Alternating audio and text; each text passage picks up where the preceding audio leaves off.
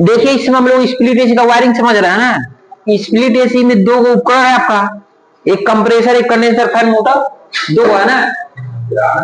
और दो उपकरण के दो कैपेसिटर लगा हुआ है, एक रनिंग कैपेसिटर है और एक दोनों आपका रनिंग कैपेसिटर एक कंप्रेसर के लिए है और एक कंडेंसर फैन मोटर के लिए है, दो है ना। देखिए इसका वायरिंग कैसे करते हैं, दो गो उपकरण है, यहाँ पर कंडेंसर फैन मोटर में 4 वायर निकला है, यानी 2 रनिंग होगा 2 स्टार्टिंग होगा।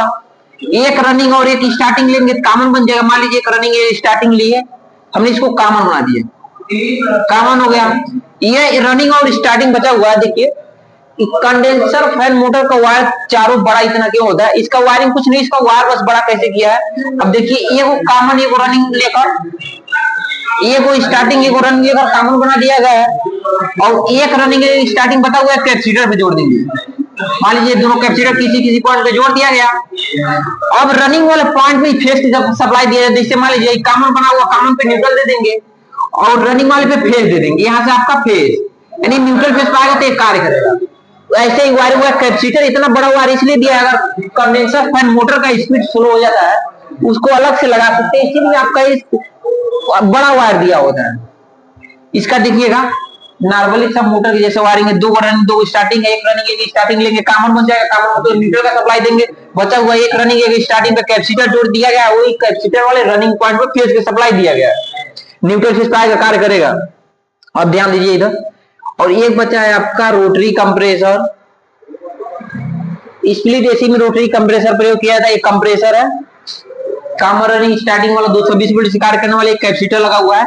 तो न्यूट्रल को वायर पहले कंप्लीट करते हैं। जैसे मान लीजिए हमारे 2 उपकरण है, दोनों के लिए न्यूट्रल चाहिए, तो अब देखिए वायरिंग कैसे होगा। यही 2 बड़ा बड़ा वायर निकला हुआ है, एगो रनिंग है और एगो कॉमन है। अब हमने न्यूट्रल को वायर लिया, न्यूट्रल को सभी उपकरण में डायरेक्ट कॉमन पे न्यूट्रल देते हैं, इसमें कॉमन पे न्यूट्रल देते हैं। मान लीजिए हमने लिया है न्यूट्रल, इस कॉमन को दिया न्यूट्रल, किसी इसको दे दिया, इस कॉमन को न्यूट्रल दे दिया, यानी न्यूट्रल को वायर दोनों ऊपर को मिल गया ना। समझ आ रहा है। कभी भी कंप्रेसर कॉमन वायर पे न्यूट्रल को वायर जोड़ा जाता है, यानी हमने न्यूट्रल को वायर लिया कंप्रेसर कॉमन में और इसका कंडेंसर फाइल को मोटर पे एक को दे दिया न्यूट्रल, यानी कॉमन पे न्यूट्रल दे दिया। ठीक है। अब बचा हुआ फेज के सप्लाई ध्यान दो।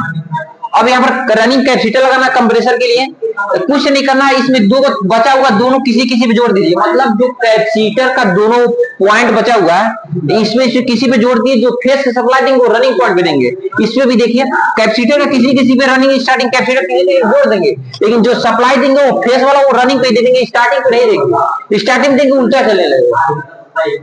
समझ रहे हैं। कैपेसिटर का 2 को जो पॉइंट बचा हुआ किसी किसी जोड़ सकते हैं, इससे दिक्कत नहीं है। जो सप्लाई दे रहे हैं उसको देखना जरूरी है, हाँ हम रनिंग पे दे रहे हैं कि नहीं, ये देखा जाता है। समझ आ रहा है क्या कर रहे हैं।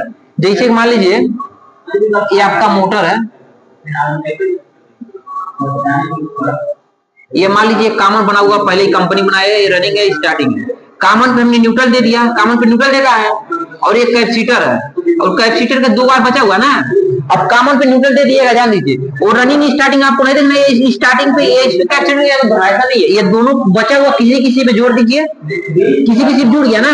और आपको जो सप्लाई देना वो स्टार्टिंग पे नहीं देना, वो जो सप्लाई देना है रनिंग पे देना है, ये देखना है। समझ रहे हैं ना। अगर स्टार्टिंग में देंगे उल्टा देने लगेगा मोटर, यानी उसी लिए आप फेज की सप्लाई रनिंग पे देंगे, आपका एक दिखा जाता है। कैपेसिटर का किसी किसी में जोड़ सकते हैं, ये नहीं, मेन होता है जो सप्लाई फेज का दे रहे हैं वो रनिंग पॉइंट पे दिया जाता है।